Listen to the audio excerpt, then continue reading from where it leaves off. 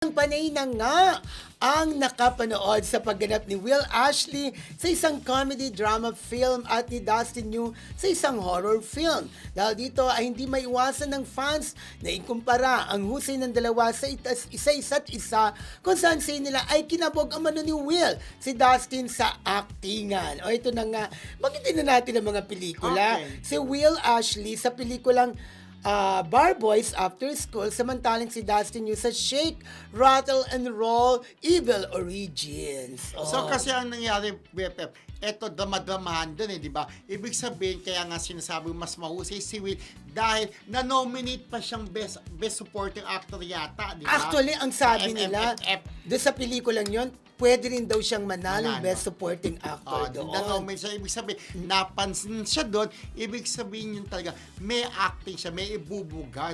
In fairness naman kay Will, napapanood ko siya sa mga serye before, bago siya pumasok sa bahay ni Kuya, marunong umarte. In At fairness. eto pa, di ba, doon sa balota na pelikula niya. Ayun, oo. Na-nominate din siya doon. So, Correct. ibig sabihin talaga, may acting siya, magaling si Will Ashley. Pero ako mismo, magpapatunay, napanood ko yung Shake, Rattle and Roll, kung saan nando si Dustin Yu.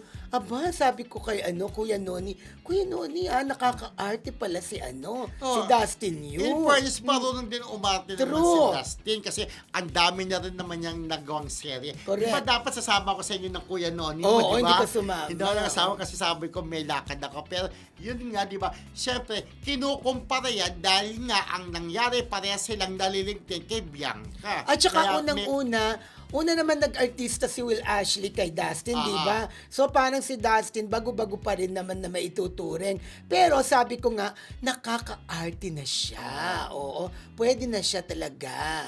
Oo, mahusay din naman si Dustin. Kaya siyempre, alam mo naman ang mga netizens, ang mga fanay ni Will, baka sila rin nagkukumpara, di ba? Pero yun nga, parehas, para sa akin parehas silang mahusay umarte at parehas nagwapings, di ba? Correct. Ikaw, maka-Will ka, di ba? Ako maka-Dustin. Si Dustin, namit na namin ni Roldan. Kahit- at mabait at gwapo si Oo. Dustin din. Kahit hindi ako maka-Dustin, kahit favorite ko si Will, in fairness naman talaga, to be fair, sabi nga, di ba? Correct. Ang gwapo din po sa screen ni Ni Dustin. Kahit na yung role niya gus-gus-gus-gusin siya, madumi-madumi, lumilitaw pa rin ang pagkagwapo niya. At sabi ko nga, ulitin ko, nakaka-arte si Dustin Yu. Yan. So, stop comparing na po yung dalawa, di ba? Yep. So, kaya dapat lang, panoorin nyo parehas po, Bar Boys at saka yung Shake, Rattle and Roll, di ba?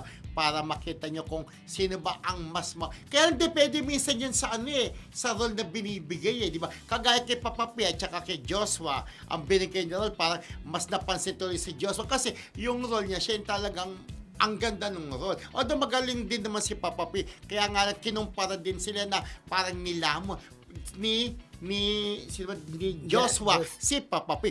Pero ako hindi ako naniniwala, equal lang sila yung pag-arte nila, pares magaling. Yes, at saka sa SRR naman, maganda rin naman ang role ni Dustin Yu. Yung gusgusan nga Oo, according isa rin siya sa'yo, sa mga bida doon in fairness. Pero gusto ko yung yung billing ng idol ko. Dun sa, Si Janice, di ba? Oo. Ito yung pagbabalik ng SRR ni Janice, di ba? Correct. Original siya doon. Tsaka si Manilyn Reynes. Alam mo diba? ba paano ang billing? Paano? And Manilyn Reynes. Ay, oo. And Janice de Ba't Belen. Double N talaga. Ay, ayaw talaga pumayag, di ba? Kasi sabi, Janice de Belen ako, sabi naman ni Manilyn Reynes ako. Ay, wala namang girl sa kanila. Kunwari lang, wala nang girl. Ito, parang inaan lang nila. Kaya, parang nakakagulta, magkasama ba sila sa isang episode? Hindi. O ba't may siguro dapat per episode na doon yung pangalan nila. Wala, Sama-sama nila. sama-sama. Pero ang sabi daw, pinakamaganda daw episode, yung pangalawa, yung may comedy na. Actually, maganda naman lahat. Lahat. Pero syempre, may hahanapin ka pa talaga. Oh. Pero yung last year hindi in fairness yung last year na Shake, Rattle and Roll, hindi ko nagustuhan. Meron ba shake last year? Kita mo, Nico, hindi mo matanda. Parang meron. Meron ba? Parang andun yata yung mga vlogger doon, andun yata si Esnir. Tapos sila Carla Abellana, yung alaga ni Noel, pero sino ba to? Yung babaeng magaling umarte. Sino ba yung babaeng magaling umarte? May asawa na Porringer. si ano ba yun? Sino? Nasa Dulong Dilake. Eugene Eugene. Domingo. Hindi yung babae na naging best actress na rin, nagkaanak na, may foreigner. Lisa Calzado. Lisa Calzado. Nandun siya.